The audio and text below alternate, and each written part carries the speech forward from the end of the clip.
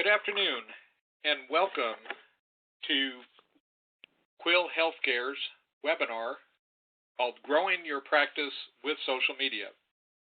My name is Steve Selbst. I'm a Quill Healthcare consultant, and I would like to introduce my colleague, Ms. Regina Vasquez. Between us, we have 30 years of healthcare consulting experience. In fact, now that another month has elapsed since we've last talked to you, it's now 30 years and a month.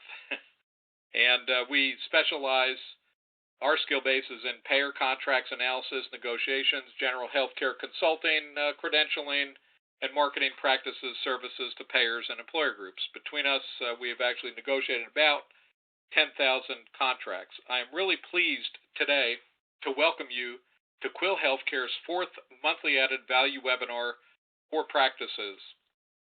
Quill Healthcare is the leading seller of medical supplies and office products and is dedicated to providing you with useful content in these webinars as a value add to your practice. Today's topic could not be a better topic for the time of year. I think it's a terrific time to take a look at how to grow your practice with social media and to take the opportunity during this time to consider a social media strategy going forward into year 2015.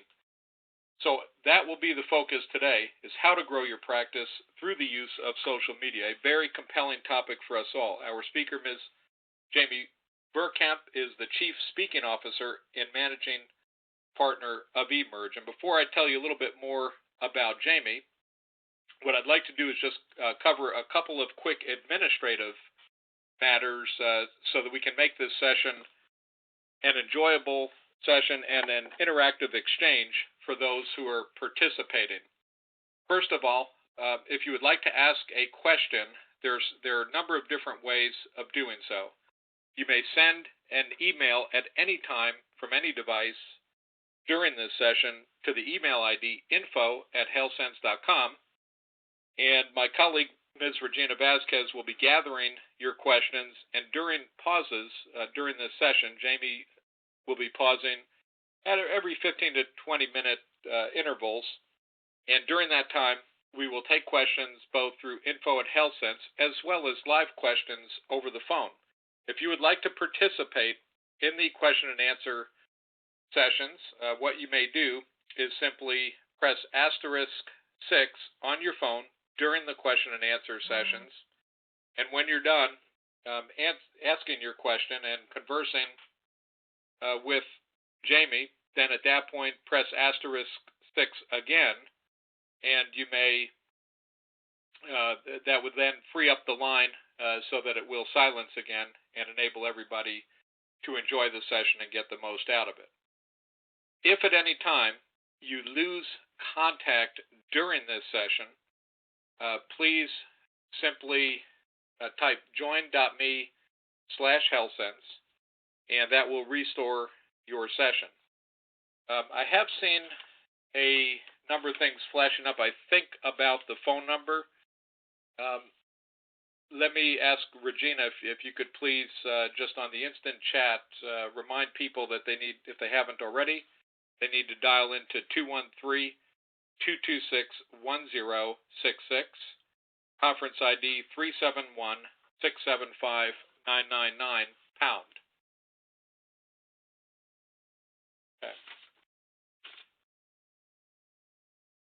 Okay, now to our main event. First, what I would like to do is introduce our featured speaker, Ms. Jamie Burkamp, who you see up on your screen. As a keynote speaker, Ms. Burkamp is a leader, facilitator, trainer, and consultant, and has real passion for people and energizing audiences all over the world, and she is a recognized thought leader in the healthcare industry. Her background is in marketing and consumer behavior, and this pairs extremely well with her career-long involvement in the healthcare industry, since she is both a motivator and educator to healthcare leaders and really understands, most of all, patient behaviors and, in turn, the decision-making process that affects patients. So this is really going to serve us well when we get into the topic of how to leverage social media and how to really understand the processes that our patients go through. As managing partner and chief speaking officer, and I love that title, Jamie, of eMerge, Jamie works shoulder to shoulder with medical professionals in hospital and clinical settings and improves patient experience and has demonstrated measurable growth in her clients' customer service efforts, in referral volumes, and in bottom lines. As a sought-after speaker and trainer, Jamie is going to share her knowledge today and shares her knowledge with audiences all over the world with more than 50 events per year, speaking on topics related to social media. She was published in the MGMA Connection magazine, Medical Practice Digest, AMA, and in fact her 2010 article for the MGMA Connection magazine titled The Real Value of Social Media in Healthcare was awarded the very prestigious Edward B. Stevens Award that year by the MGMA and by the American College of Medical Practice Executive, the ACMPE. The healthcare industry and the computing industry, I think, have more acronyms than we can count on 10 hands. Jamie, is a very well-renowned speaker. She has a lot to share with us, and without further ado, it is absolutely my pleasure and honor to introduce Ms. Jamie Verkamp. Jamie? Steve, thank you so much. I appreciate it, and it is certainly a privilege to be invited to join you today, Steve and Regina, and I look forward to sharing with the audience that we have on the phone and online as well. This is certainly a hot topic, we'll say. It's a hot topic across the board in all industries, but certainly social media and social networking in healthcare, really this past year to year and a half, has certainly hit mainstream. It's a buzzword, much like patient experience is also, or patient engagement.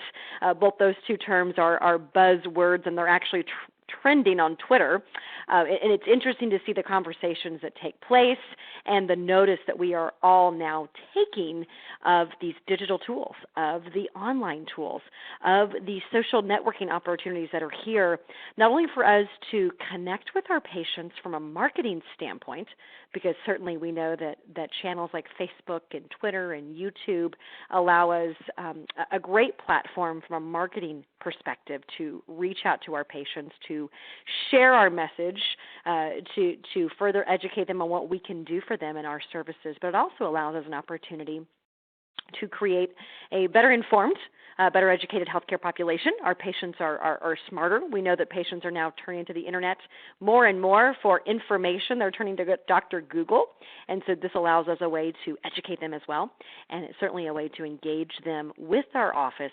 24/7 in their homes, in their cars, on a plane, you name it, where they live, where they breathe, where they take care of their families, really allowing us 24/7 engagement with them. So before we get started, I know that we're all at different levels of involvement in social media. Some of you may be joining us today and saying, hey, for 2015, we're going to get started in social media. We're going to develop a strategy for our practice. Perhaps we don't even have a Facebook page or a YouTube channel or a Twitter account, but we're thinking about it, or perhaps you've started one but didn't really get much traction. So in a sense, we're starting fresh.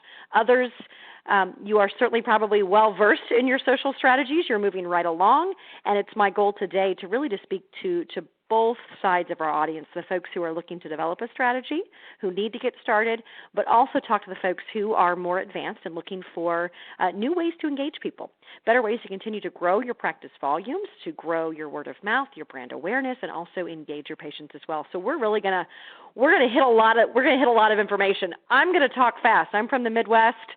I talk fast, but occasionally I'll throw a few y'alls in because we get to do that in Missouri. We can be a little southern, but we can also talk fast too. So I'm going to talk fast if you agree to listen fast. But as we get started, a quick question for you all. Who at your practice uses social media? Check what applies there right now, whether you're letter A through F there. Who's using social media? And to assist, for those that would like to answer that question, please simply go to the URL that you see on the screen, healthsense.com/Q1, all small letters, to answer that question now. I always like And to see where our audience is at. Once you go to that location, just healthsense.com/Q1 in your browser, you can answer any of those choices, and in about 30 seconds, we will take a look at the result. Give it just a few Great. moments. Thanks, Steve.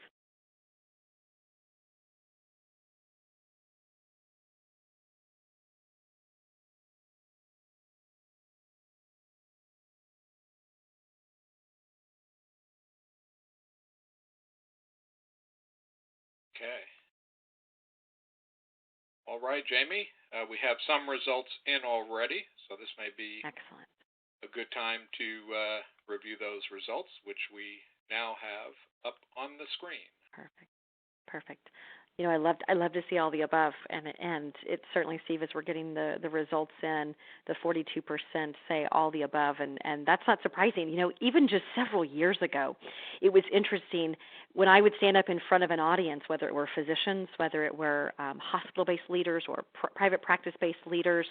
It was interesting to see how many folks had not yet adopted social media. Even from a user perspective, an individual user, it was interesting to see who was using it, but then certainly from a practice perspective or from an organizational perspective, a lot of organizations in healthcare were slow to adopt, and there are a number of reasons why that's true, and we'll go over some of those in a few moments. We certainly have to be a little more careful than your retail shops and your food establishments and your dining establishments, but we are certainly growing. So that's great to see. I love to see that number and love to see everyone starting to get engaged. You know, the fastest growing group of Facebook users are females aged 45 to 65. And that's just Facebook.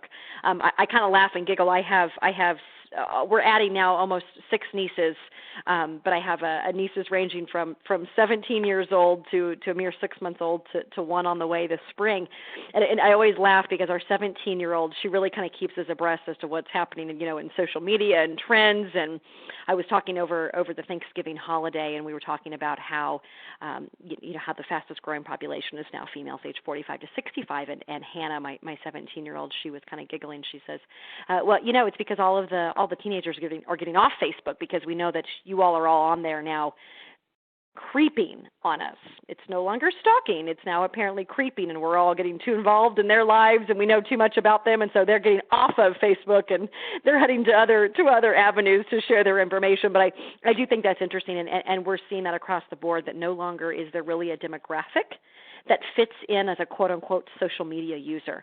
It's across the board. It's male, it's female. There are really no age differences. I mean, certainly you have certain tools that attract a certain age population or a certain demographic, but by and large, a social media user really encompasses everyone. It encompasses we have a 5-year-old who even engages in social media. We know that there are opportunities now for even children to play socially online, and while that it can be a scary thing, it can also be a good thing as well too. So it's certainly changed the way that we communicate and the way that we stay in touch. So let's talk specifically about healthcare's involvement in social media, and you've had a few moments with this screen up, and you can see some of these numbers, some of the things that we are seeing. This is most recent as of about 60 days ago, and I get this information from the Mayo Clinic's Center for Social Media. For those of you who have not yet hopped over to the Mayo Clinic site, they have a wonderful hub. It's really a resource hub for all things related to healthcare social media, both from the private practice perspective, also to the multi-specialty group, to the hospital platform. Really a lot of great information, blogging, just a number of leaders in our organization talking about what they're doing, talking about what the industry is seeing, what their organization is seeing both in challenges and successes. And so I encourage you to hop on there, put it in your browser, and it'll take you straight there, and you can see that. A couple things I want to point out here. I think it's interesting that obviously we see Facebook is kind of numero uno in that number of participants, the number of hospitals and health systems who are participating in Facebook. That's not surprising. I would encourage, for those of you who are getting started with your strategy or perhaps looking to re-energize your focus in 2015, start with Facebook. Facebook is really the point of entry for all social media users.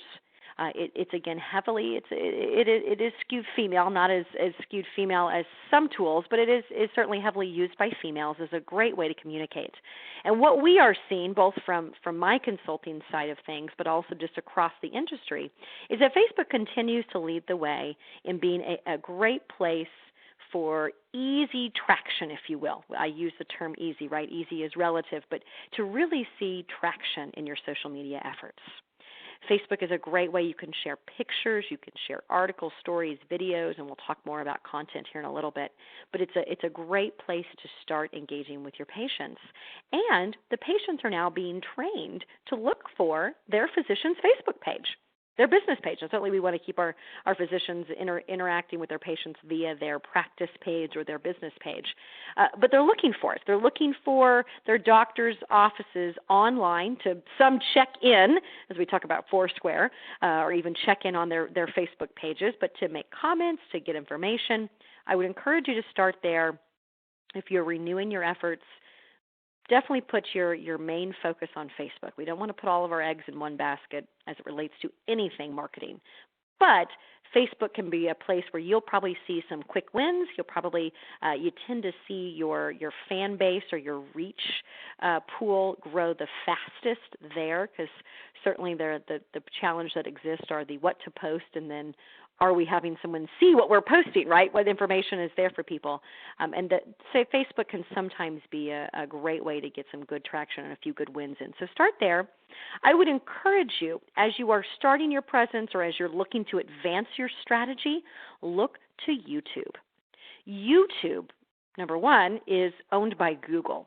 It's the second largest search engine in the world. It's certainly very, very powerful. We know that video content is king across the board. Every day, more video content is consumed than any other content on the internet. It's a great way for we as healthcare providers, leaders, and it's a great way for us to connect with our patients. Not only that, with YouTube being owned by Google, video search is wonderful for helping boost your visibility online. YouTube is a great marketing tactic for your practice. What we see many times is if we have a practice site or a physician's website that perhaps is not optimized very well, search engine optimization or SEO, the way that the search engines like Google, Yahoo, Bing, it's really the way that they find websites and the way that they pull websites up when someone puts in a keyword search term. So if you're an orthopedic practice and perhaps you've got a patient who has knee pain in your area and they put in knee pain, Kansas City, Missouri, you certainly want to pull up in that search. And how your site is optimized will determine where you're pulling up in that search. And that's kind of a quick study of optimization and search engine optimization there, or SEO as it's sometimes shortened to.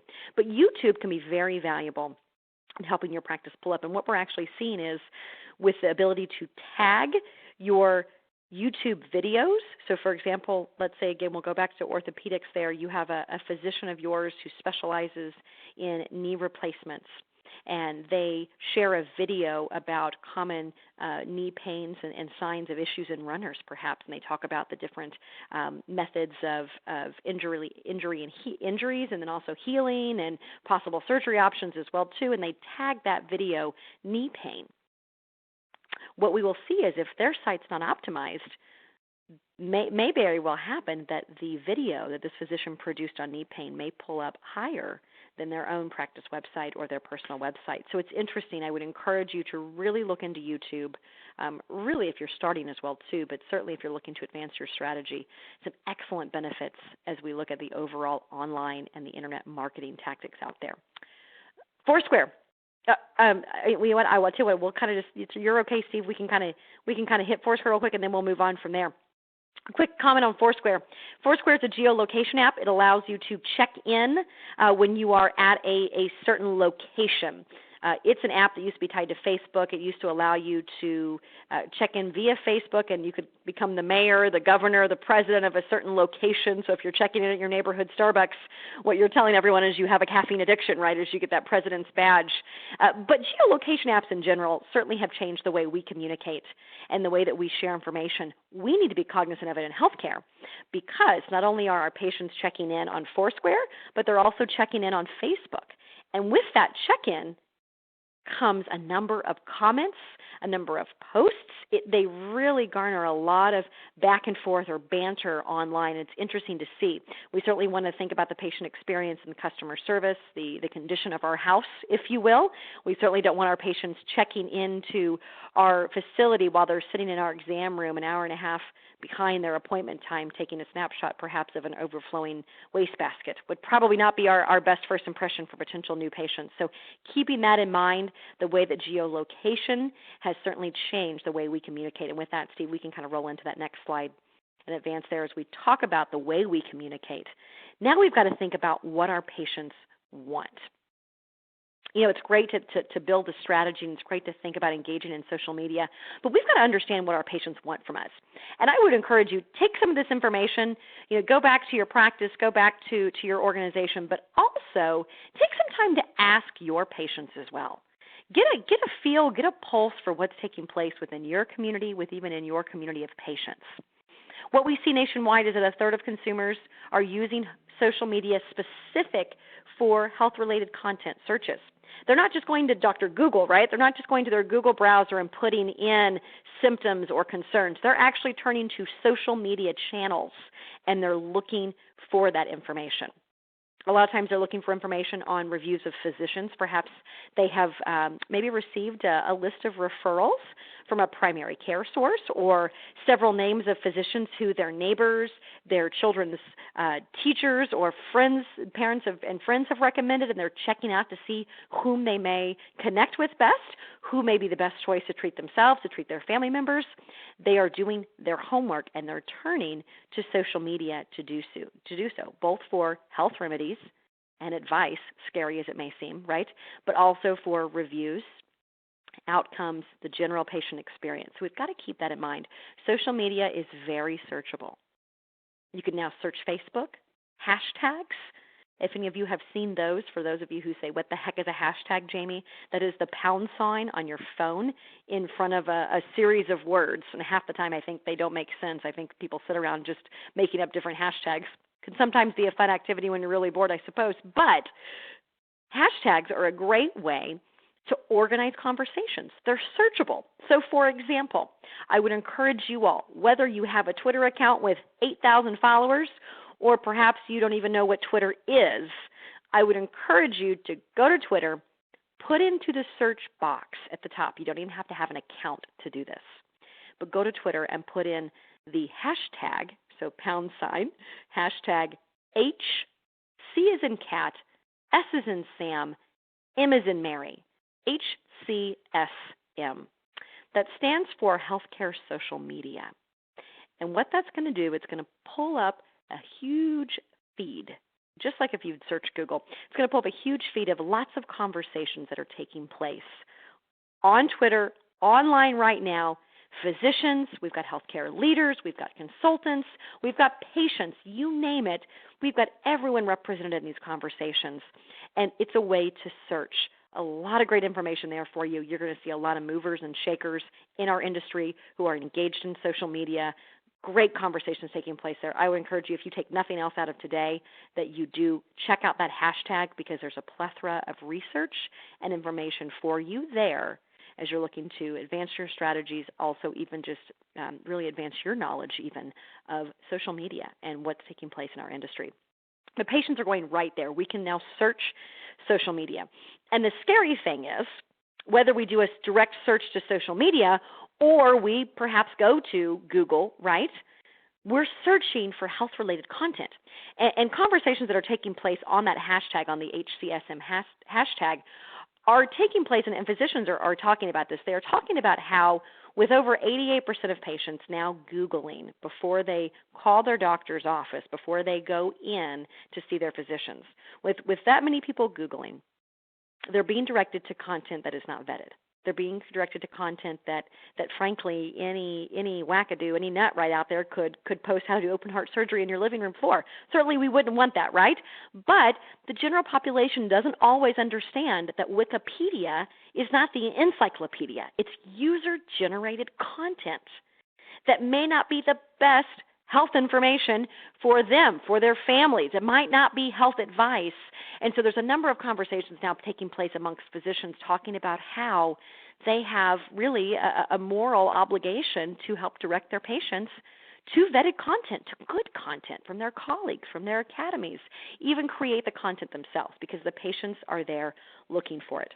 Take into consideration this last point on this slide as we move forward here. 73% welcome social media tools in their offices for their physicians' organizations, but they expect responses. They expect information to be posted. They want to have conversations with their providers. And we can have those safely, securely. We can have those in compliance with HIPAA and all that good stuff, and we'll talk about that here in a little bit. Steve, we had another question right behind this slide, and I would love to see what our audience members have to say about this one. Okay, terrific. What I will do is open up the line for questions.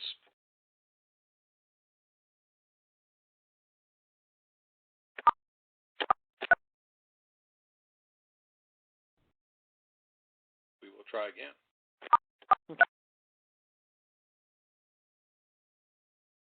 Okay, there we go.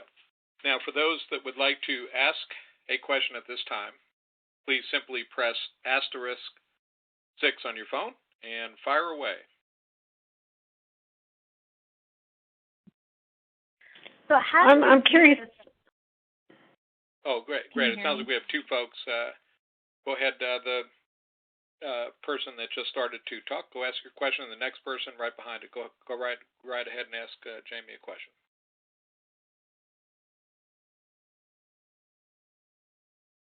Go ahead. Okay, I'll jump in. You didn't say anything about Pinterest, and I know that gets high search rankings. What do you think about that? Great question. Yes, Pinterest is certainly something that you need to look at. We'll talk about it. I'll show a couple examples as we move into later of some how-tos, but definitely consider Pinterest. It's a heavily dominated female tool, and certainly in healthcare, we're looking to attract the female consumer because, frankly, we control the healthcare decisions of our families. We make over 90% of them, in fact. So are you going to get think about it. I'm sorry? Are you going to get into some specifics about the types of things you can post on Pinterest that would get attention? Yes, I sure will. Yes, I sure will. History is a little different than generally what you find on Pinterest. Yes, absolutely. And do you mind telling me what your practice or what your specialty is? And I can even perhaps pop in a few specific examples for you if you can give me that information. Well, I'm consulting for a transcranial magnetic stimulation practice for a psychiatrist. Oh, wow, fantastic. Okay, that's a challenge. Let me see if I can come up with something good on that, but I like that. But yes, we'll talk about a few Pinterest examples as well, too, and I'll see if I can think of something quick on the fly. Thank you for your question. Thank you. Can I ask mine now? Go ahead. You're up. Okay, well, I have a question now. On that bottom part where it says that they expect a response, now if you're using, because we work in a pediatric office, how are you supposed to be able to, a lot of people are going to ask questions specific, HIPAA non-compliant. How do you address that? Sure. Great question. I'll go ahead and touch on this because, again, the social media is a very broad topic, and we'll hit a few more HIPAA items as we move along, but I want to go ahead and address this inline since you brought it up, and I'll kind of further expand upon the topic a little bit later. Yes, so certainly you've got to keep in mind HIPAA. We can't give medical advice online either. We can't practice medicine online. A quick note, I would encourage you all, I get a lot of my legal resources. I'm not an attorney, so I would first tell you to consult your legal counsel to get specific guidance on that. But I get a lot of great information from a healthcare attorney who's got a great blog. He's a friend of mine. His name is David Harlow, Harlow. And his blog is Health Blog, which is spelled BLAWG, healthblog.com. He's got a great blog, and he talks about just a number of items as they relate specifically to healthcare social media. Could be a good resource for your legal counsel. So on that point about responses, what you might say, especially in a pediatric practice, we see this a lot. We have a lot of folks who perhaps little one is running a bit of a fever and they want to know when it's time to call the doctor's office, or we just had this just this week because we've gotten strep notices, like crazy from both of our kiddos' classrooms. When is it time to call the doctor? Could the sore throat be strep? And people are asking these questions on your social media sites. What I would encourage you to do, have disclaimers posted that do say, this site is not a place or a platform to seek specific medical advice. If you have specific questions, please call the office. Please call our office. What I would do in that instance, if someone is, let's say, for example, they're posting on your Facebook page, Jack has 101 fever, 102 fever. Can I give him over-the-counter Tylenol, or do I need to bring him in to see you?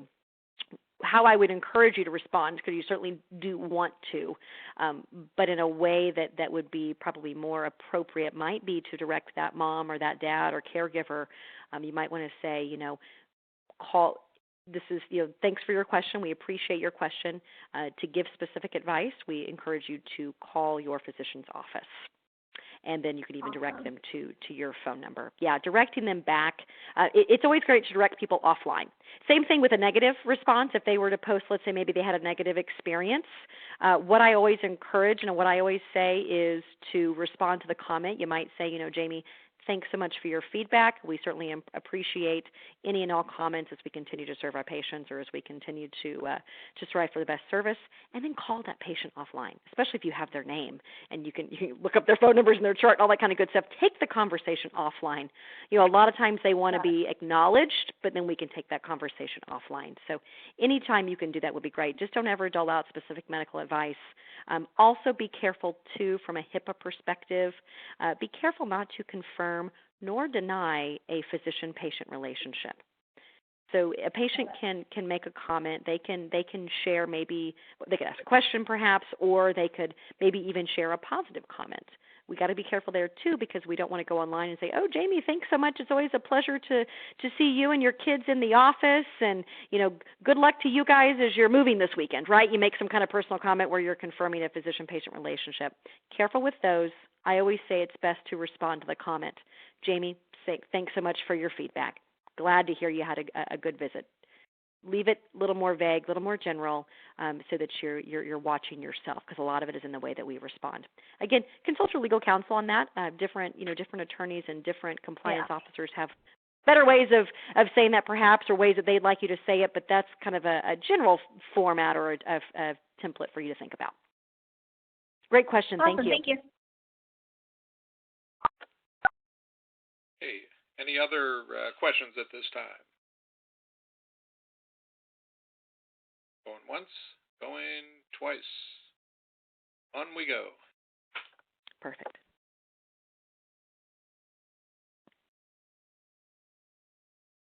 All right, so let's say we get a quick poll here, Steve. I'd love to see further where we are as we're looking at the social media activities of the practices. So our question 2 relates to your physicians and if they are contributing to your social media content. Would love to see where we're at in that. We're going to have a conversation about how we get them better involved and what that really means. But there's a huge value in physicians, clinicians, even practitioners, nurses, our medical staff folks contributing to content. So I would love to see where we're at there, Steve. I'll let you take that away to give the folks the rights to do so. Okay, you bet, Jamie. So once again, to participate in answering this question anonymously, please go to healthsense.com/Q2, and you may do so either on a mobile device or on any type of computer, and we will tabulate the results momentarily. So again, that is healthsense.com/Q2, and it will take you to this binary yes, no question, and then we will look at the results in just a moment. Give you a few more seconds to answer, and we'll jump right over to the result. I'm looking forward to seeing this one. This is one that we're really starting to have some great conversations about. Not only just, hey, do we have a social media strategy, but who is involved in it? Oh, good. All right, great. Yes, and we do have 19 responses, and here they are, Jamie. Perfect. So we're starting to get into a bit of a middle ground there. We've got 42% of the folks saying that yes, physicians are contributing to content, and 57% saying no, not at this time. Thank you all for those of you that polled in. Thank you very much. I love to see that yes category starting to grow. From a marketing perspective, yes, we as marketers, we as practice administrators, as organizational leaders, we can certainly drive our social media strategy, and there's a lot of information that we have access to that our patients want to know, and a lot of content we can provide. But where we start seeing a great value, and what I'll even say an advanced social media strategy, is when we start having conversations with our medical team. What are you hearing in the clinic?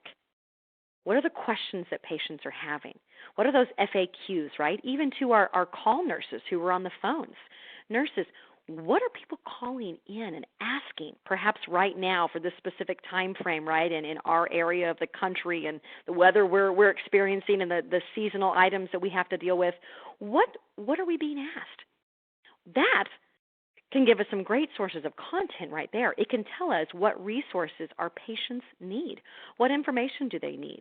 Perhaps maybe we're getting called in about using some of our online tools like our patient portals or our direct messaging, those items. Perhaps we need to create some FAQ videos or some screenshots of how to do certain tools and certain tactics online as we're looking to adopt and bring in some of those new tools as well too. So there is certainly a value to getting your physicians and getting your clinical staff on board. If you haven't done so yet, I would encourage you, go to them, talk about setting up perhaps even just a simple blog strategy where once a month you focus on a specific topic and one of your physicians or one of your clinical staff writes a blog, a short article, 2, 3, 4 paragraphs, written in layman's terms. We need to write it about a 5th grade level so that we really can capture all of our audience, because that is really about kind of the average reading level in the United States right now. We want to kind of water that down a bit, not to sound trite, but water that down a bit so that it really applies to our patients and they can understand it. But a quick, simple blog on a specific topic can be a great way to be reaching out, educating our patient population, and giving us some great content to post online. Because the more content, the more relevant content that you post, the more you're going to see your engagement levels, your numbers of fans, followers, likers on your page go up, because you are consistently providing them information that's powerful to them. So thanks for that question, Steve. I really appreciate it. Let's go ahead and roll on to our next slide. Okay, so let's talk about it. Number one rule of marketing is always to give your audience what they want. If they want to hear something, if they need something, we want to be there for them. So what do we do with our social media strategy in healthcare? How do we win? I've got essentially 4 principles that I recommend you look to build your strategy on, or if you're already moving forward, think about using one or all 4 of these strategies to advance you to that next level, to move you into more engaging conversations, to grow your follower base, whatever your goals may be. I'd encourage you to think about being a health resource. First and foremost, we talked about that. Patients are hungry for this information. They are turning to the internet to educate themselves. And patients need their information after office hours. We talked about that on number 3. Patients need that information 24/7, perhaps when we're not open at 2 o'clock in the afternoon. Maybe it's 2 o'clock in the morning when they need us. So really, principle number 1 and principle number 3 go hand in hand, being a health resource and then ensuring that we've got information available to them when they may need us most. Not when it's most convenient for us, but when it's most convenient for them. Our second principle, actually kind of our third there as we're jumping around and combining number 1 and number 2, but our second principle is really letting patients share their stories. Think about creating a platform or a community even where your organization can help connect people, whether it's in real life or whether it's online. Connecting those people, sharing stories, both about successes they've had with you as perhaps a provider of health services, or even how they've found ways to cope and to deal with certain diseases and illnesses. This principle is really built off of, Steve mentioned as he was doing his introduction of today's topic, he had mentioned an article I wrote in 2010 about the real value of social media in healthcare. And in that 2010 article for MGMA, I talked about a diabetes patient. And the Mayo Clinic at the time had started an online forum and blog for diabetes patients. And this particular patient named Scott, he talks about in his journey and living with diabetes how he found it very lonely. He found it very hard to connect with people. His family members didn't understand what he was going through. His coworkers didn't understand. And it was hard on a daily basis to get out of his routine to go connect with other diabetes sufferers and other diabetes copers as well, too. And so he turned online, and he talked about how getting connected, he was not a Mayo patient clinic or a Mayo Clinic patient at the time, but he talked about how getting connected through that online group meant so much to him and the care and management of his diabetes, of his disease. And he talked about how it wasn't lonely anymore and how he was able to get tips from people and strategies for not only just coping but thriving through difficult times, especially the holidays. We know that's tough for a number of folks who live with diseases. And so it was not only helpful to him, it turned out to be a valuable health resource as well. So thinking about creating these opportunities for patients to share stories and perhaps even connect with each other can be a really, really powerful and winning component of your strategy. You might think about, I know a pediatrics office asked a question a few moments ago. Think about even just connecting new moms and dads, even if you just have a new parent social or a mom or dad's day out where you can connect folks. It's offline, but you can promote it offline, and you could perhaps tie that with your blog as well too, where you're sharing the conversations that are taking place when the folks meet offline, perhaps right there in your waiting room or in a coffee shop, down the corner or around the hall from you, whatever it may be. Those can all be powerful ways to connect and build communities. When we connect people, we win. And number 4, make it easy for patients to get in touch. Make sure that your patients know that you're there, they can find you online, right? But 2, make it easy. Have all the information that they may need right there at their fingertips. So when they do need you, again, they've got your information, they've got your resources. They can stay in touch. Many of us work in episodic care. So we don't need a doctor until we need a doctor, right? And we know that if we stay in touch with our patients, perhaps maybe they needed us 2 years ago for an injury and they suddenly need us again, or a family member needs us again. If we've stayed in touch with them, if we've created a connection, a bond, a relationship, we've stayed on top of mind, to use a marketing term, we may win that patient as a growth to our practice, and we may be able to provide them some valuable services down the road. So those are those 4 principles. Let's break those down. Let's start with number 1. I want to share some specific examples of some organizations that are doing these things. And I am a firm believer that in social media, the best copycat wins, so to speak. Don't be afraid to go take a look at what some of the bigger organizations are doing, or even your competitors, or even your fellow pediatricians or orthopedists across the country. Go take a look at what's out there. And if you see a component of a strategy or some content that you'd like to share on your own site, you can certainly do so. Share that information. Copyright rules have certainly laxed a bit, if you will. They've relaxed in terms of the way we can share things, and it's very easy now online to give credit to the content source and to the authors, and allows us to really seamlessly share that. But we can also do some of the same things that the Mayo Clinics and the Cleveland Clinics of the world are doing. We can look to implement pieces of that as well too. So let's go look at a couple of these examples here of some. These are screenshots of some folks that are doing some things. I want to point out the Cleveland Clinic and certainly give them kudos for all that they do and their team. But they have a great YouTube library, great health content via video, very well organized. I would encourage you all to think about, if you are a multi-specialty group or a hospital organization, think about organizing your social media content by department or by category or specialty. Makes it very easy for people to go in and find exactly what they're looking for. So take a look at their YouTube channel. Some great videos there, a lot of great information. There's several other examples that I have here for you as a health resource. Taking a quick screenshot of Twitter. This is a shot of a specific physician, Dr. Robert Kintor. He posts specifically himself as at MedRants. He's a great physician to follow. I'd encourage, if you don't follow him, to do so. I've never met him personally, but I feel like I know him through the personality that he shares in his Twitter feed and in his content. But what he does is he really provides a lot of information. It's not specifically about directly related to medicine, but it is, right? He talks about restaurants rethinking menus. And while sometimes we think, is that directly related to our health? It is. It's about the food that we're intaking. It's about our lives. Health content that we provide shouldn't just simply be stuck to the cold, hard facts of medicine or healthcare. Think about the way your patients live. What are the topics that are important to them?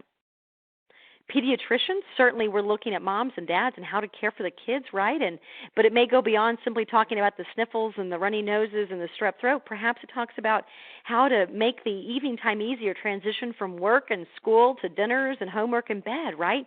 Talking about tips and strategies there, making sure that moms and dads feel okay and don't feel like perhaps they have to do it all the time and be perfect, and talking about even holiday cards. There's a number of great conversations that can take place as we look at perhaps caregivers to an older patient population, helping and giving them resources and tips, but overall, leading their lives. What do our patients need from us? What can we help them with simply just beyond direct medical content? So some good food for thought there. Take a look at what Dr. Cantor is doing online. He's doing some great stuff through his site there. Another example of being a health resource, this is an organization here in Kansas City, Children's Mercy Hospitals and Clinics. They do a great job, especially with their Medical Mondays. This is their YouTube channel. And what I love about this is they are getting their clinicians involved. They are getting their folks involved, getting them on camera for a quick 1.5, 2.5, about 3-minute videos talking about just some general tips. You see right here, from pools to schools, resetting your child's sleep schedule. Big topic, right? Something that we can help and interject, certainly not only from a health perspective, but with people's daily lives as well, too. So go check out some of the things that Children's Mercy is doing as well. Continue to roll here through a couple other examples. Duke Orthopedics, and this is a screenshot of their Facebook page. They do a great job of talking about injuries and accidents as they relate to professional sports players and helping people better understand that. And you can see there they're getting some great information just about torn meniscus, but they're doing it in a very easy way to engage patients, to get them interested in the content and be able to relate to it as well, too. That's a lot of the challenge that we have in healthcare, is that a lot of times the information that we have in our office, it's just not relatable, and we've got to find a way to do that. Some additional food for thought there for you as you're looking at content, and right before we move on to letting patients share their stories. All that great information, all of that the paper information that you have in your offices, perhaps it's brochures, pamphlets, perhaps it's maybe your surgery post-op kits, packets, whatever you want to call it. Perhaps it's the information that you hand out to patients that has been photocopied 1,800 times or so over the course of the last 25 years. Yeah, that you can't read half of it as well because somebody made a mistake 25, 30 copies ago, and now you've tried to recopy it again. Think about using all of that information. Think about pulling out the good parts, the nuggets of that information, and putting it online, whether it's in a blog form, whether it's in a video blog form, whether you go out and you try to relate it to patients the way Duke Orthopedics does. Think about getting some of that information online, making it more interesting and easily accessible for patients. If you're wondering what to post, and you say, Jamie, I have no idea what to post, we run out of content around here so fast, turn to some of your written or your paper publications or sources of resources there in your office, and you'll find, I'm sure, a whole new frontier of information that you can share online. Steve, do you want to open up real quick? I know we're kind of running about 20 minutes after our last question. Should we open it up real quick for this resource topic? Because I know this is certainly a big one. We can open this one up to see if we have any questions here on principle number 1. Yeah, perfect timing, Jamie. And again, to remind all of the participants, if you would like to ask a question, I will open up the line. And as soon as I do so, please simply press *6 on your phone to ask a question. Or at any time, you may send an email to info@healthsense.com. So give me just a moment to make sure the line is open, and then press *6.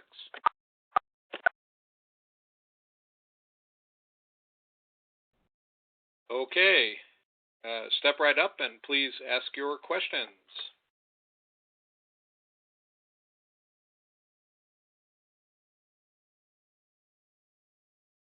Okay. Regina, while we're waiting for the group to Sorry, I had participate. my phone on mute. Yes, there is one here, and it goes back to kind of what Jamie was talking about earlier in the first segment, and then pulling in the discussion about offering an online forum. Is there any risk for practices that they need to be aware of when they're facilitating an online forum, when patients are allowed to provide that content, and then what are some tips on mitigating that risk? Sure. So great comment. Great follow up to that. Certainly, creating online forums and running those, you do have to be careful. Disclaimers are always big. You always want to make sure that everyone has the opt-in disclaimers to read, and that this information is public content, public matter, posting it online. Kind of ensuring that we all know it's that legal jargon that most of us don't read, but it is there. So I'd encourage, if you are going to look to create something like this, certainly turn to your compliance department or your legal counsel, whomever you may have help you with that, and ensure you have the disclaimers there. Also, too, as you look at, a lot of these forums tend to be patient share, and very rarely actually do you see in some of these forums, do you see a healthcare organization or a physician commenting or sharing information, much beyond perhaps maybe some conversation starter or some direction to resources. Certainly, a lot of these are patient-led. Again, encouraging to ensure that as a healthcare organization and a provider, no one does hop in and provide someone specific medical advice. You do have to ensure that you're monitoring these, though, regardless of if the information is being directed by patients and is being posted by patients. We do want to make sure that we don't have someone that goes online and says, I'm having a heart attack and I need someone to come to my house, right? I need the ambulance. We know that we have seen those on hospital websites in particular, on their Facebook pages, et cetera. And so that is something that we have to watch out for and be aware of. Again, it certainly, as you're looking to do some more of these advanced items online, you do want to bring in legal assistance for that to ensure that you are all covered. But a few of those items, really monitoring, doing your homework before you start them, getting your whole team involved, and then ensuring that you're not posting any kind of medical content will go a long way into helping you mitigate some of that risk. And that's really for all activities online in general, for all of them. Okay. Jamie, I'm just flipping real quick back to the beginning here, just because I noticed a question or two come up to remind about what the email ID was to send any questions real time to, and it's right here. It's info@healthsense.com. So at any time, feel free as a participant to either ask your question by pressing *6 on your phone, or by simply sending an email to the email info@healthsense.com. Okay, any other questions on the line at this time? Please speak up and ask your question. Jamie actually answered the next question, which was, do you recommend monitoring the patient content portals? Perfect, yeah. I definitely recommend monitoring across the board, and Regina, I'll kind of hop in just to add a little bit of an addition to that comment. Monitoring is key. We have to start. If we're going to start social media, if you're going to put up a Facebook page, regardless of how active you're going to be, I recommend at minimum you post 2 to 3 times per week in terms of your content. Some folks and organizations post every day. Some post a couple times a day. But at minimum, 2 to 3 posts per week, certainly from a content perspective. But from a monitoring perspective, you do want to make sure that someone is monitoring these sites really 24/7. I mean, certainly we don't need to stay awake and be glued to our phones. We all do need sleep to function, right? But I would encourage you, whether as the leader, the administrator, the physician, whatever your role is and your responsibility, perhaps you have it connected to your email address that you check often and frequently, or turn the notifications on even your mobile device. That can be a great way to ensure that you're monitoring these and we don't have any issues that arise that we say, oh gosh, that's been up there for a week and a half and we weren't aware of it, right?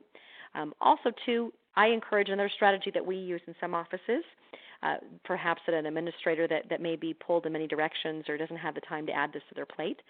Use a social media savvy staff member whose sole responsibility is to hop online for just 5 minutes in the morning, ensure that nothing happened overnight on the pages or the sites that need any attention, and then hop on 5 minutes before you wrap up at the end of the day and ensure that nothing came in during the day that may need attention, and they can then flag the appropriate people. That can certainly be a great way to help stay on top of that. I would also encourage, we're not talking a lot about online reputation management today, but that's a whole other hour and a half segment that we could go on. That's a big topic. But it does factor in monitoring also, too, the reputation of your organization and your physicians as well. We know that Health Grades, You Compare Health, all of those big sites can certainly play a really big factor into the way that our patients select as and we grow our patient volumes. So set up a quick Google alert. I love Google Alerts. It's a simple way to help monitor your online reputation. Also watch, too, for any perhaps negative comments or blog posts, anything that gets posted publicly online. It won't search private Facebook pages, Twitter accounts, etc., but it will search public ones. Set up a Google alert with your physician's name, also your practice name. You can do that on Google under the More category in business, and it'll allow you to then put in your keyword that you want to watch and put your email address, and it will send you can choose daily, weekly, instant, I believe, a couple different options there for how often you want those alerts. But that can be a great way to just in general monitor the internet for what's taking place about your brand, what conversations take place about your brand, and also your physicians as well, too. Regina, thanks for the question. Okay, before we move on, any other questions that you would like to ask live to Jamie? All right, then, Jamie, on we go. Okay, fantastic. So let's move right along to I'm sorry, I have one last question. Great. It just came through. Is that okay? Sure, that's great. Okay. Yes, when we Regina is moving in the spirit of Steve Jobs. Just one more thing. One more thing. I like it. The question is this. When we respond to Facebook, do you recommend we respond to all comments and reviews? Not sure if we need to say thank you to a review. Sure. Yes, that is a great question. Wonderful, because the reviews are something somewhat new now to Facebook. They've popped up within about the last 10 to 12 months, and now they're really being used. I typically do not respond to all reviews on our Facebook business pages.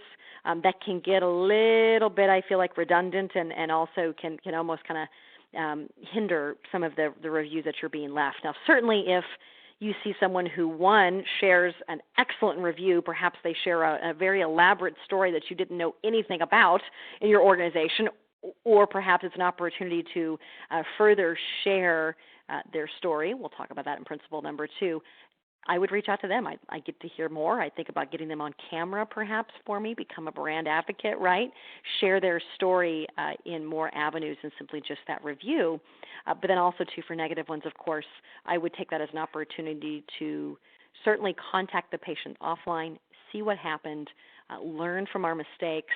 If there is a learning opportunity for us, perform a service recovery, may also, too, keep a disgruntled patient from going to other sites like a Rate My MDs, You Compare Health, etc., even Yelp, where you cannot take down reviews or monitor reviews or edit comments, etc., where you don't get to necessarily hear who's saying it, may save you from some reputation issues down the pike there. So certainly monitor those. I wouldn't respond to everyone, but I would look at, if people are leaving comments within your feed, I would look at responding to those, even if it's just a simple, Jamie, thanks for your kind words. Jamie, thanks for sharing. Whatever it may be, it shows people that you're watching your page and that there's really, truly a personality behind it. That was good. I like that question. That was really, really good. Thanks, Regina. I'm glad we stopped there. Thank you. Sure. Excellent point about being responsive. Any other questions? Still opportunities here for questions. All right, then. Let's tee them up. We'll continue on. Fabulous. Okay. So principle number 2, letting patients share their stories. We mentioned that just briefly with the question that Regina asked from one of our audience members. Certainly, maybe we have someone who's had a great experience. We had this just recently in a client's hospital organization where the marketing department, can somewhat be disconnected sometimes from the care teams and what's taking place in the various departments within the hospital, especially in a large setting. And this was true for this organization. And what they found was that sometimes they were hearing about great stories and great opportunities to further share the brand of the hospital, but also certainly get have some goodwill with patients in the community as well too. So a patient had posted on their review site about a great experience that her son had, the team that had taken care of him, and had some of the life-saving pieces of life-saving services he'd received as a part of his care. So they later contacted this mother and the son, and they talked about what had happened, and they agreed to share their story. And it's really become a great way for other patients to understand the great services that this organization is providing, the talented team that is there, and when it may be time to call a doctor, to take a child to an ED, to get involved and be active in their health care. It's been fun for the family. It's been fun for the organization as well, too, to share their story. So I would encourage you, don't be afraid. Reach out to, let's say, 10 to 12 of your most loyal fans, right? The patients that have been with you from the start or been with you from 10 years, and they're always coming in and they're talking about how much they love your physicians and how much they love your staff, and you notice that they're sending every single friend and family member they have to you when the opportunity arises. Don't hesitate to reach out to them. Give them a call. Talk to them about their experiences and why they have been so loyal over the years and why they've trusted your doctors and your organization. And then ask them and see if they'd be willing to share. Get them on camera. People love video, and people connect very well to other people via video. Point in case here, Women's Health Associates, it's a OBGYN practice here in Kansas City, Missouri. A couple years ago, we did a campaign just as that. We reached out to some of their most loyal patients, and we got some of them on camera, all through different walks of life and the different demographics that they served.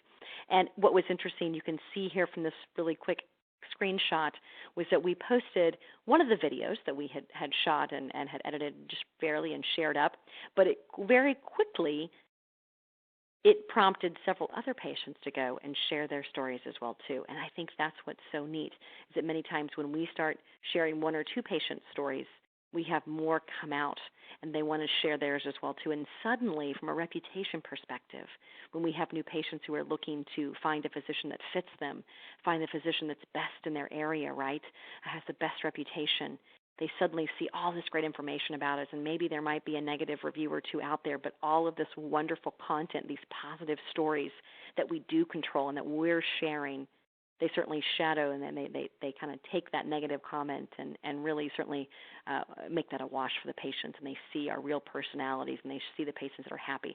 So I'd encourage you to think about really working with your folks, your current patients, your loyal patients, and getting a few of them on camera. Can be a great way to build rapport with other patients and to certainly garnish new volumes as well. A couple other examples here of patients sharing their stories. This is from Children's Mercy.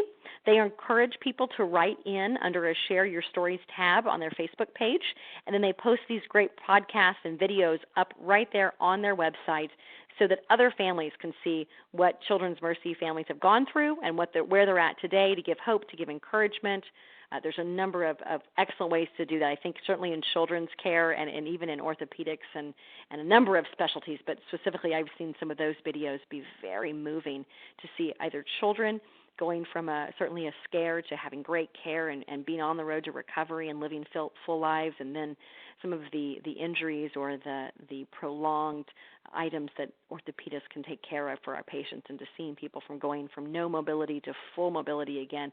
Very powerful. So keep that in mind as you're looking to build your strategy and have people share their stories. Steve, we've got a couple more examples there if you'd like to kind of move to those as well too. More about sharing stories. I'd encourage you to look to your own people as well.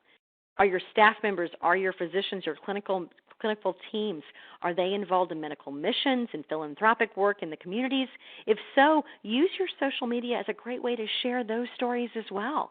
Share the stories of the organizations that you support, that the people that you're supporting and that you're working hard to help lead better lives and to help them have better health across the world even. Great way to share that information, a great way to get more attention to those causes, and certainly goes a very long way in growing patient volumes, in growing our referral volumes. We know that cause marketing works. when we give people a cause to join into, or we tell them what we care about and what we're involved in, suddenly they care too. People care that we care, and it can be a great way to build relationships. A couple more examples here for you of some sharing stories. The Ohio State University, the Wexner Clinic, I'd encourage you to go check out their social media sites. Quick example here, they started a smoking cessation program a number of years ago, and they talked about how using these shots, these images of patients who are going through the process and sharing their stories, how that was one of the most successful recruitment tools that they had to these programs. Talking about why Jim started smoking, why he decided to stop, where he was out on that road now. People connected to those. People connect to stories. I always like to think, everyone loves a good story, right? You go hear a motivational speaker, and all you remember are the stories, aren't you? Because they tell so many, because people love them. Same thing about a movie. We love a good story, and we can't wait to share when we've heard a great story on the movies, on the big screens. We can't wait to go and tell all of our friends. You can do that same thing for your organization as well, too. Give people a great story to tell. They're likely to tell more people. You're likely to hear your word of mouth. You're likely to hear that more in your communities. You're likely to see more patients as a result. So great example there. Go take a peek at what Ohio State is doing. Other items there, we talked about great stories and connecting people as well. We'll kind of pull this in. Hosting events, offline events. They run a Fit Ladies Challenge for runners. They talk about a running group and events that they host. They do a number of those, but give women and patients in general an opportunity to connect so that they can really share their own stories, right? That they can be that connector, building community. We see this time and time again working very well on social media. That same OBGYN practice, Women's Health Associates, what they did was they were hosting a fit yoga pregnancy class, and they used their social media channels to promote that. Initially, we had, a fair amount of turnout. It would be sporadic. One class, 1 week may be more full than the others, but by and large, they had okay attendance. As we started to promote this via social media, we saw that attendance grow and become consistent, and we added another class.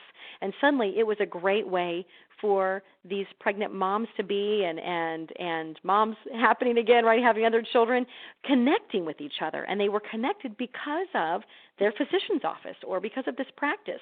Some of these patients didn't even go to that physician or that organization, but they were going to the fit yoga classes, and they got to see the environment of which this practice operated. And we saw folks change OBs for their next pregnancies because of their experiences through that fit yoga and connecting people. We win when we can connect people, and a lot of that revolves around stories and providing the opportunities to do so. So some food for thought there. All right, let's talk about information being readily available. I'm going to kind of add these next couple principles in, and then we'll open it up for questions after I get through principle number 4. Information is always great. We need it. It always needs to be there because we are now a 24/7 society. We want information quick, right? And I may not need information at 2 in the afternoon, but I might need information at 2 in the morning. So as we keep going through some examples here, you see just this is a quick snapshot of a group that is doing some medical missions work, but they're sharing this information via social media so that if patients want to support their causes, support them in their journey, they can do so. Ensuring that patients understand how to get in touch with you is key as well. They know your office hours. We have a number of practices that will use social media to say what doctors are in or out that day, who's got walk-in clinics, who's got flu clinics, right? Inclement weather announcements. All that information can be great because our people need it, and most of us are now getting our social media news and updates via phone. Ask the expert. Love this. It's a great way to ensure information is readily available to patients. I'd encourage you to hop online and check out the University of Maryland Medical Center's overall social media strategy. This is their women's health division, but they are doing a number of great things that you could put into practice in your organization as well, too. Ask the experts are great because they're organized by topic. People can go in, they can read the questions, they can read the FAQs or the general advice that physicians and clinicians are giving. They can then inquire further if they need to. So I'd encourage you to think about an Ask the Expert column, whether it be on your social channels or even on your website as well, too. But we've got to be there. The resources need to be there. when our patients need us is here. You could see I mentioned examples about up-to-the-date information daily, letting people know what's available. Social media can be a great way to do so. Your phones go down, use your Facebook page, use Twitter to let people know what's happening within your organization. Disaster planning should also include social media. Social media in a time of disaster can be a great way to reach out to the masses, to the community, to let people know what happened. After the Joplin tornado, a friend of mine, Joplin's about 2.5 hours south of Kansas City here in Missouri, after that tornado came through, everybody's telephones were down, lines were down. It was hard to get in touch with anybody for several days. And so as the practice started to come back online, they reached out to people through Facebook. That was how they connected with patients, to let them know when they would start seeing patients in a temporary facility, what to do about medical charts, et cetera, keeping them updated. And they use social media. Didn't even have phone lines. They use social media primarily for months to connect with people. So keep that in mind as well, too. I believe we've got maybe a couple more examples here. Okay. Nope. Perfect. We'll roll on to principle number 3, making it easy for your patients to stay in touch. And this certainly does fall in line. Staying in touch is important. We've got to ensure that we are top of mind with our patients, right? That they can reach out to us when they need us, and when their friends, when their family, when their neighbors may need us as well, too. So think about using different avenues. We mentioned Pinterest earlier. Don't just put all of your eggs in just the Facebook category. Think about Twitter. It can be a great option for you. Think about Pinterest. Think about Instagram. We need to make sure that our patients are able to really keep a pulse with us, and that they see us, that they see our information. This is an example here of another physician. She's doing some great content generation, some great work on Twitter. I would encourage you to take a peek here at what Erin is talking about. She's got a great way to really make it easy for her patients to stay in touch with her. A couple more examples as we roll through this principle here. We mentioned Pinterest. Here's an example of the Cleveland Clinic's site. I would encourage you to go take a peek at that. I would also encourage you to take a peek at the Children's Hospital of Los Angeles. Some great work being done there specifically on Pinterest. Children's Hospital of Los Angeles. And Pinterest, you're right, is a little bit of a different bird or different animal, so to speak, than Twitter. You know, Pinterest is a great way for people to flag resources, information, recipes, tips, stores, you name it. It's a good way to kind of group all of the, I kind of say, reference later almost even, right? I want to keep it in my mind, and I want to keep it all organized, but I might not have a chance to look at it right away. Pinterest can be a great way for you to stay in touch with your patient population. Think about recipes. Think about, anything lifestyle is really very attractive and really used or pinned well on Pinterest. Right now, certainly with the holidays, we've seen a number of pediatric practices go in and talk about the elf on the shelf and ideas to do that. That's one of my personal favorites around our house. It's very popular, but that's one of my personal favorites. Great, again, recipes and holiday party hosting tips and keeping kids healthy before the big day, and you name it. All of that right there can be a really nice way for patients to stay in touch and remember you when they may need you. Also, even think about just an e-newsletter. A simple quarterly e-newsletter with health tips, information, upcoming things to think about for whatever quarter of health you may be headed into can be a great way to stay in touch and make it easy on your patients to get you when they need you. See, with that, let's open up before we go into challenges and legal considerations. Let's pop in and see if anybody has any questions off of those 4 principles. Okay, terrific. Simply press *6 on your phone line if you would like to ask a question. Any questions at this time? Yeah, and this is Russell Bradley from Right at Home home care provider. This isn't really directly related to the principles, but I was curious about LinkedIn, and I haven't heard too much about that, but what do you think about having company profiles, and what advantage does that really gain you with LinkedIn? Sure. Russell, I'll kind of touch on that just briefly, and you're right. I did omit that information, some for time constraints, but also just in general. Here's kind of what we're seeing with LinkedIn. You know, it is, I love using LinkedIn, and I encourage if any of you would like to connect and stay connected, I'm there as Jamie Verkamp. I'm easy to find. I think it has a number of benefits for us from from a a personal perspective, connecting with people in business and in our industry, and certainly resources shared.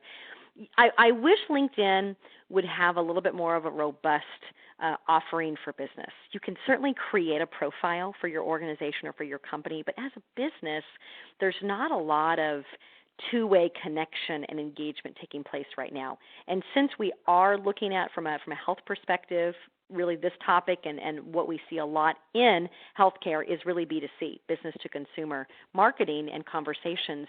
LinkedIn is just not quite there as a platform for that. We see more of these channels like Facebook, Pinterest, YouTube, really being great for that engagement to the end consumer. I would encourage you to definitely have one. A business profile, because it can be great for your search engines. LinkedIn pulls up very well in search. Also, too, if you want to create a LinkedIn profile for your physicians or your clinicians or leaders, whomever that may be, certainly ensuring that that's there can be a great way to help with their brand. And you can direct folks then to a website. You can direct them to social media channels as well, too, for further connection. And certainly as leaders in the industry, having them, too, are great. But the business profiles from a B2C standpoint are just not quite as engaging as some of the other forms of social media. So thanks for your question, Russell. That was really good. Yeah, I appreciate the answer, and that was the reason I asked it, because I knew that the two-way wasn't really that solid through LinkedIn. Sure. But I do appreciate your answer. Absolutely. And Jamie, this is Steve. In that regard, is it a fair, reasonable characterization that LinkedIn tends to be a little bit more of a, let's say, a B2B social media tool as opposed to a B2C tool like maybe Facebook would be? Yeah, great summation, Steve. You're absolutely right. It is more B2B, and the B2C does tend to happen on some of those other sites. Mm-hmm. Regina, I think you had a question. I'm sorry, Steve, you cut out there a little bit. I said I think you had a question to tee up here. Yeah, kind of along those lines that you were talking about on B2B. As far as leveraging social media to possibly increase referral sources or things like that, LinkedIn might be a good pathway for that. Absolutely. Yep, you're absolutely right. It's a great way to connect with some of those folks, whether it be leaders of businesses and other organizations that we need to reach out to, whether it be other physicians or hospital leaders. Absolutely. Yeah, from a referral standpoint, can be very powerful. I don't have any additional questions on the email, Steve. Okay, let me poll the audience one more time. If you'd like to ask a question, please press *6 and jump right in. Okay. In that case, we'll continue on once more. Perfect. Great, thank you. So let's quickly touch on a few of these challenges and also some legal considerations. I know we've had a couple different points in the conversation where we've brought these up. A couple things I do want to point out. Growing the participant base. This can be something that we see folks struggle with as they're growing the social media channels, as they are even moving forward and trying to advance their strategy. Jamie, we've got great content, but we don't have anybody that sees it, right? First off, I would encourage you, if you already have a social media presence, especially with Facebook.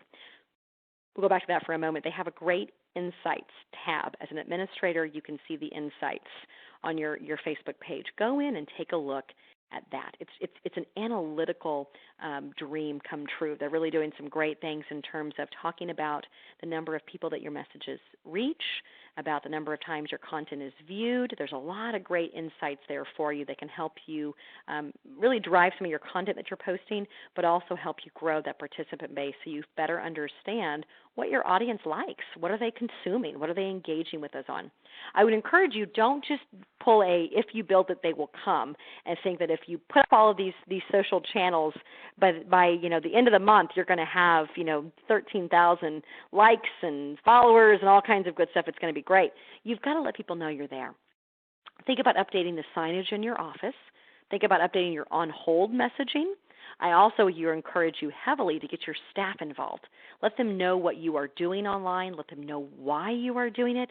Have them friend you, perhaps have some contests to have them get their friends and family members involved, but have some conversations with them about how they talk to the patients. Jamie, are you on social media? Do you use Facebook? Well, well, you know what? We just launched our Facebook page. If you went there, I bet you would really enjoy some of the content that Dr. Smith is posting. He's talking about a blog that he has about keeping kids, healthy and safe right before the holidays, and I think there's just some great stuff there for you. Go check it out, or hey, I can take you to it right now, right? We've got a tablet or a kiosk here or a screen in the room. Having those conversations and encouraging staff to do so can be a great way to grow that participant base, but they're not just going to come find us. We've got to let people know that they're there. Also, internal policy. Quick topic on that, and this is great. I'm looking at Danbury Hospital there. Steve, go ahead and roll through those examples. Cleveland Clinic and Danbury Hospital, they've got social media policies, both internal and external, posted on the Mayo Clinic's Center for Social Media site. Go take a look at some of these policies. Take them back to your compliance department, your legal counsel. See what you need to include in yours. I'd encourage you to have an internal policy as well, because common sense does not run standard. Staff members can certainly cause you HIPAA violations and fines if they decide to go online and talk about patients and take pictures while they're at work. They have to leave work at work. It really is black and white, and you as an organization can be fined for their actions online as well too. So certainly understand that and keep that aware as well. Content is another quick challenge that I will touch on. We talked about some of those sources of content, your old paperwork or your brochures laying around. There's a lot of information there. Turn to your clinical staff, turn to your clinical team and ask them what they're hearing, because they can be a great source of content. I would also encourage you, content-wise, patients love to see your doctors and even your staff living their lives. We have seen more. We've got a group of runners in one of my practices that we work with, and we post up when the physicians are going to be running and what races they're running. They post up their training tactics and tools, and we had one physician that was just insistent on, she had actually taken a picture of, she'd lost a toenail, which those of you that run, that's not pretty. It's not pretty in general, but she had taken a picture of a lost toenail during a marathon training session, and she said, I want to share this online. I want to share it online, and we thought, oh boy. So she was insistent. We did, and you know what? It was patients loved it. Patients commented. They started sending their own pictures. And it was interesting. Maybe not what we all wanted to see, but from an engagement perspective, it drew in new participants, and it was one of the most heavily viewed posts they had that month on the social media channel. So keep in mind that your patients want to see your physicians being real people. Are they helping out at church? Are they doing things with their kids' schools? Are the kids involved in sports? Are they Boy Scouts leaders and troop leaders, et cetera, Girl Scouts, et cetera? If they're willing to participate like that and share their stories outside the clinic, do so, because the patients love it. And that is going to get you high volumes in content. And as we talk about that, let's talk about some success in measuring your effectiveness. In general, in marketing, the general rule really is any kind of place advertisement, give it 3 months. You've got to have some consistency in your postings, in your monitorings, in your activities, in your strategy. Get started before you just simply say 2 weeks in, this isn't working, right? And we scrap the whole process. Give it 3 months. Measure it. Look at those insights on your Facebook Insight page. That can be a great source for you to be able to get some data on return, on what people like to hear from you. I like to look at the engagement quotient, and you can see that there. The engagement quotient really is, if you look at maybe just by channel, or you go across all of your social media channels, you look at the number of posts, likes, comments by your fans, all of the activities divided by your total number of fans. That's going to give you a ratio there that you can look, and you can start to monitor and see your progress. I certainly encourage quality over quantity. I'd rather have a client have, let's say, maybe 500 fans, but have a 40% engagement of those 500 fans than have a client have 1,800 fans, but have a 3% engagement rate. People aren't seeing it. You can have a number of fans and a number of likes, but it doesn't mean that they're always seeing it. We need our people to see it, because when people are seeing things and when people are talking, that's when we can start to tie some ROI, some growth in our practice to our efforts. Also, keep in mind, ask your patients where they're hearing about you. Update your intake forms. Have conversations in the clinic. Are you on social media? Are you using it? Did you see that post? By having your staff more engaged in the process, they can make comments like, did you see Dr. Smith's scary toenail from that training on there? Oh my gosh, we got so many people coming and commenting on that. Did you see that too? I know you're a runner, right? They can appoint people there, and they can hear if people are seeing it as well too. They can be great eyes and ears for us. Survey your patients. Ask them. Even this quick survey monkey emailed after an appointment of new patients, right? Ask them how they heard about you. Have they been to the Facebook page, or ask them about a specific contest perhaps you had or a campaign? Ask your patients. They're going to have a lot of information for you there. Steve, I think we may have maybe one or two slides after this. Yep, we've got the 80-20 rule, keeping in mind as you're looking to move forward. We're looking at measuring effectiveness, and we're looking what to post. Quick rule of thumb here. 80% of your content should be educational. It should be about being a health resource, directing your patients to better content online, directing your patients to vetted content, right? Providing them something of value. 20% should be that shameless self-promotion, I like to say. The advertising and marketing of 15 years ago, right, where we talked about ourselves, where our physicians went to school and their training, all that good stuff. That's great, sure. People want to know that, but people want you to educate them, and I would encourage you to think about that 80-20 rule. A couple more tidbits as we're wrapping up here. Getting your physicians, getting your clinicians involved. You'll see this here on your screen. Make sure you've got a strategy. Go into them armed saying, here's what we're going to post. Here's how frequently we're going to post. Here's who's going to monitor this. Here's how we're going to remain compliant. And then ask your physicians what success out of this strategy means to them. What are their expectations? We can help them to manage those, right? We can help them to understand what they want out of it, and then we can help build our strategy around that. A couple ways to get them involved in the process as well, too. I always think it's important to talk to our physicians about how they can be involved and how they may be expected to be involved and their value of their involvement here. And Steve, as you kind of roll into this next slide of getting them engaged, here's a few things they can do for us to help us out. Blogs, video blogs. Coming up with a schedule, I like to look whether it be we post a blog a week or we post a blog a month, but look a minimum of 6 blogs in advance and set up a schedule and assign each physician to their blog topic. Now, they may have a ghostwriter, right? A nurse or a staff member or a consultant could possibly help them write this, but giving them a schedule and letting them know what's expected of them there. I also like to go to them and say, hey, guys, are we hearing anything in clinic that we need to be focusing on? Is there anything in the upcoming months that we need to ensure that we get FAQs out to our patients on, that we find articles on, perhaps that we get you in front of the camera talking about, planning in advance for what they may be hearing in clinic. I also like our physicians to go ahead and fill out a physician focus sheet.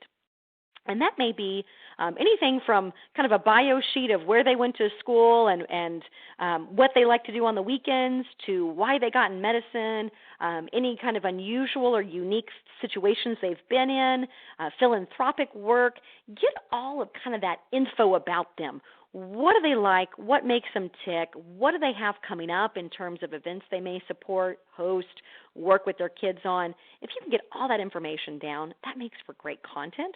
Because then when you're looking at going, gosh, I need something to post for my Facebook, my Twitter, or my YouTube, right? You can go to that focus sheet. You can pull out a quick fact about Dr. Smith. Did you know that Dr. Smith and his daughter go da-da-da-da-da, right? Or Dr. Smith and her son are here doing this. You've got some quick tidbits you can pull out, and people love that. Steve, we've got just a minute. I think it might be a great time as we're looking at the networking slide to begin to open up the lines for questions, but I'll leave you with this thought. I took this picture after an MGMA Alabama conference. Yes, they were having their conference in Florida. This was out of Pineapple Willie's on Panama City Beach. But we had lunch, and I thought, as we walked out, I saw this sign, and I thought, how odd. We were eating lunch. We weren't networking. But then it hit me. Yes, we were. We were networking. We were getting to know their people, their menu, their view, right? We were experiencing them. Your patients are networking with you when they're on your phones, when they're in your 4 walls. They are now networking with you online. Are we giving them something to share? Are we giving them the information that they want and that they need from us? And are we encouraging them to tell our story and share their story as well too? Keep that in mind as you're building your strategy and you're looking ahead. So with that, Steve, I will kind of wrap up, and we'll see if we have any final questions. Okay, very good. We have time for maybe a quick question before we do a final wrap-up here. So anybody have a final question you would like to ask?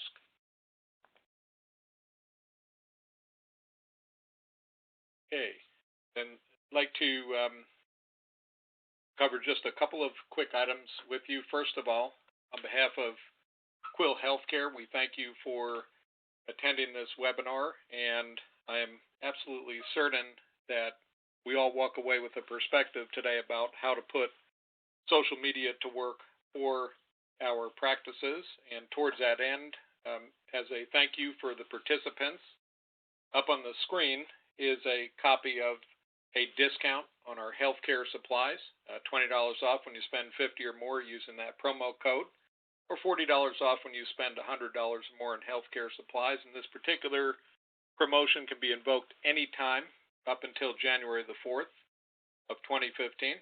And you go to www.quill.com/medical supplies to invoke the discounts. Now, as far as obtaining copies of this chart deck, including the promotional offer, the easy way to do that is at any time following this presentation, simply send an email to charts@healthsense.com. That's charts@healthsense.com. And you'll be immediately given instructions for how you instantly get a copy of this exact presentation. So it contains all of the slides that you've seen here today. Also, if you would like to follow up with any further questions, please feel free to send info@healthsense.com an email at any time, or reach out to us by phone at 1-800-497-4970. And you can also reach the Quill Healthcare direct line at 1-800-789-1186. Last but not least, if you would please take a moment as you exit this call and simply go to healthsense.com/survey. I promise you it will take no more than 2 to 3 minutes. We value your answers greatly. It helps us not only to evaluate the effectiveness of our current session, but our future sessions as well. And speaking of future sessions, I'd like to whet your appetite. We have one coming up after the new year on January the 20th, and it's a terrific follow-up to this discussion. It's all about a mystery patient, and the topic is about what patients observe in terms of customer service and how to optimize the patient experience. So we will be putting information out to all of you who registered to attend that particular session, and we thank you for your participation.